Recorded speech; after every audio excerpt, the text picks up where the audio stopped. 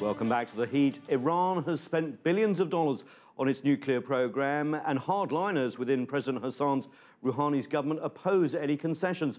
Joining us now is Reza Marashi. He's Director of Research at the National Iranian American Council. Thanks so much for joining us. Let's start off with President Rouhani, because there was so much excitement around his election and the rapprochement, the US and Iran talking to each other for the first time in over a generation. Has he been the game changer to lead us to these negotiations? He's certainly been a part of it. One of the things that he's been able to do, together with his political allies in Tehran, is create arguably the most inclusive political coalition in the 35-year history of the Islamic Republic. What that's been able to do is insulate this process from criticism by extremists who still exist in Tehran, but are a minority within the existing political structure. America also deserves some credit, because President Obama decided to take a risk for peace, reach out to the Iranian government and say, we're willing to do this, or at least figure out through real diplomacy if this can be done. So both sides deserve credit for taking a step back from the brink of war and engaging in the kind of diplomacy that frankly should have been happening 10, 11 years ago. You know, diplomats I've spoken to over these negotiations says there's a lot of goodwill between Washington and Tehran this time. You've been in the hotels where these negotiations take place, sometimes very long hours. Does that bear out? And what's the dynamic within the negotiating body? I mean, it's not just the US and Tehran here, of course, it's the other members of the Security Council plus Germany. Absolutely. I mean, we have to put this in its proper context. We have to add perspective to this conversation, and I think you're right to point it out. Less than 1 year ago, if you would have asked any Iran analyst, they would tell you that what's happening right now would be impossible. And then fast forward 1 year, and here we are. And the diplomats themselves have said very publicly from Iran and the United States that the conversations are respectful, constructive, serious. And goodwill is slowly being built where it didn't previously exist. Now, when you expand that out beyond Iran and the United States, the Europeans were negotiating with President Rouhani and Foreign Minister Zarif 10, 11 years ago. So they know that this Iranian team is for real. The Russians and the Chinese as well also understand that this Iranian team is for real. So I think everybody involved realizes that the stars have aligned and there's never been a better opportunity to get this solved peacefully than what we're witnessing today. Goodwill goes a long way, but of course it doesn't mean you sign on the dotted line. I mean, there are national interests, there are red lines at stake. And even though we've had all this goodwill and these negotiations and an interim agreement, what we haven't seen yet is a fundamental meeting of the minds. Iran still says, under the Non-Proliferation Treaty, like other countries, it has a right to enrichment and shouldn't be curtailed. The US and other members of the West said, look, you've cheated. There's UN Security Council resolution saying you must stop all uranium enrichment. Who gives? And they've only got 4 months to do it. That's right. And it's a great question, Nathan. I think right now they're in the process of both giving. And that's what's going to be critical to finding a durable solution and overcoming the impasse. Because right now, what the United States has said is they've said, okay, within the confines or the construct of a final deal, we'll tacitly accept your right to enrich. And if that message had not been conveyed to the Iranians, these negotiations wouldn't be happening.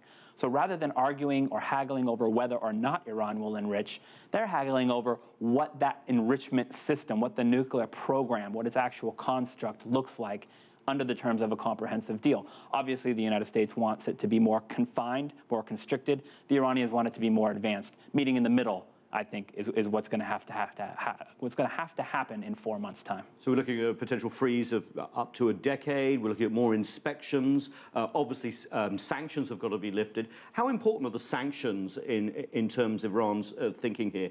They've done a lot of damage to the economy. There must be a climate of expectation within Iran right now. Absolutely. The combination of decades of mismanagement and corruption in Iran, together with the sanctions, have put the Iranian economy in an unprecedentedly bad situation. The Iranian government that's currently in the executive branch understands that, so they're taking steps to lift sanctions over time, because you need Congress to lift sanctions, and that's not going to happen in the immediate future. So a combination of improving their own management at home and getting sanctions waivers at first under a comprehensive deal, because that's all the White House can do unilaterally, is what the Iranians are focused on. And understanding that over the duration of a final deal, as you continue to build trust, there will be an expectation, in fact, a guarantee on the American side that the president's going to go to Congress to try to get these sanctions lifted. You're right. The US Congress has to actually agree for these sanctions to be lifted. And a lot of them want more sanctions right now. They don't like this 4-month extension. They think Iran is playing for time basically increasing the ability to have a breakout towards a nuclear weapon.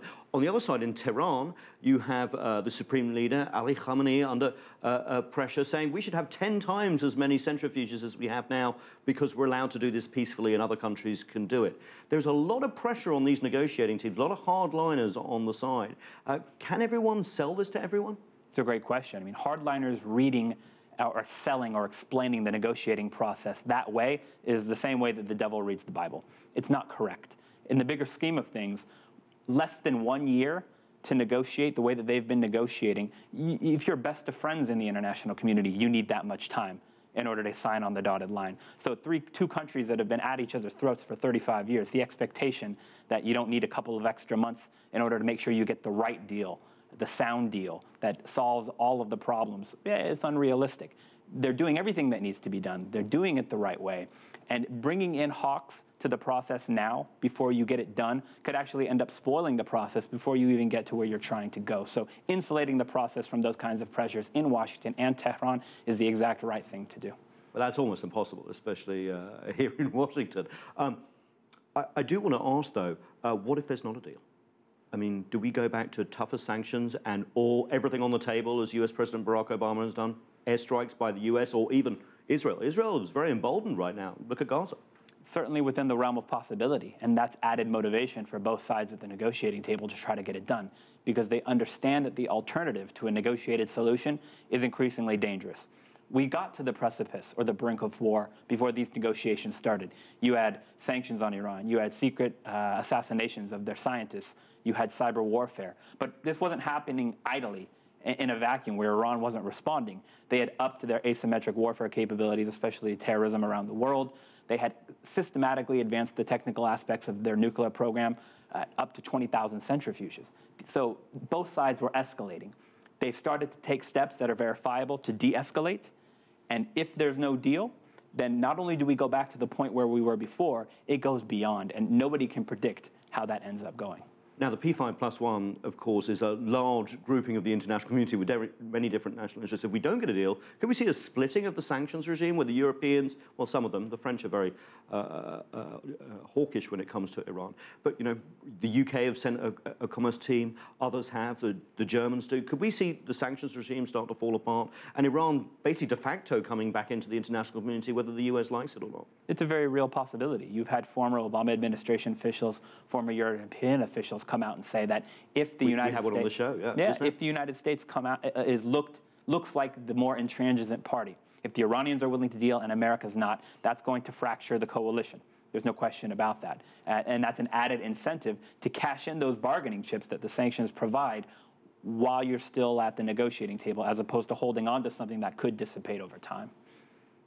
What if there is a deal? Could you see Iran and the US doing deals over other things, understanding each other's positions? I mean, you know, as a journalist, it's very difficult to think that Iran and the US could talk about what's going on in Syria, Iraq, differences over the whole of the Middle East. Could you see that? That's certainly the goal, the unstated goal of both sides. This nuclear program, the nuclear issue, had become the 8,000-pound gorilla in the room, and it prevented the two sides from being able to talk about no shortage of things that they've long needed to discuss. If you solve this issue, there's no guarantee that you can start to talk about other issues, but it provides the springboard or the foundation that you need. It creates the momentum, the trust that you need to start to even have the chance to address those issues. So that's certainly the hope. It would be an incredible diplomatic coup for the Americans and the international community, let's face it. What do you think in terms of how Iran then would emerge? I mean, we have basically seen Iran in isolation since the Islamic Revolution vis-a-vis the United States. How does then Iran fit back into the global community? Well, you could talk to 10 different analysts. They might tell you 10 different things, because at this point, nobody really knows the answer to that. That's going to be something that both sides have to negotiate over. And frankly, it goes beyond just Washington and Tehran. The Europeans, the Russians, the Chinese are going to have something to say about that.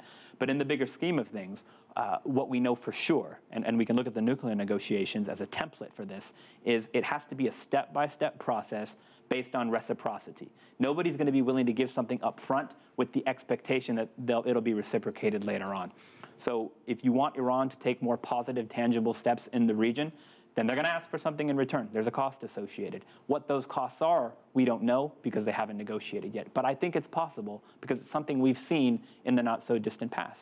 And finally, you did some research on sanctions that basically said, look, we've been focusing on the Iranian people and their suffering over the last decade or so. But actually, the US economy has lost out too. You presented this report to Congress. Hundreds of billions of dollars of lost investment and hundreds of thousands of jobs. Tell me about that, because that's not something we don't hear very often, that the effect of sanctions obviously crippling on the Iranian economy, but also a missed opportunity for the United States. Absolutely, and it's important to have an informed conversation to say, we know what the costs are to the Iranians. We haven't really taken a look to see what the costs are for ourselves. So we took what was called the gravity model, used the econometrics that were put together by the Peterson Institute for International Economics, and looked at the years 1995 to 2012. We came to the realization that up to $175 billion in foregone trade opportunities and hundreds of thousands of jobs were lost during that time period of potential export revenue, potential jobs as it relates to the trade opportunities that were foregone. And these are massive, striking numbers. So what does that mean? It means that when we decide whether or not to strike a nuclear deal with Iran, let's factor all of these details into the conversation to understand not only what we could gain, but also what we've lost, to properly inform not just conversations amongst policymakers, but the American people as well. So as well as peace with Iran, potentially also lots of investment opportunities on both sides. I really want to thank you, Reza Marashi, for coming in. That's it for this edition of The Heat. We would love to hear from you. So please send us your questions, comments and story ideas to theheat@cctv-america.com. And you can now listen to CCTV America programs 24/7 from anywhere in the United States by simply calling 231-460-1199. I'm Nathan King in Washington, D.C. Thanks for watching.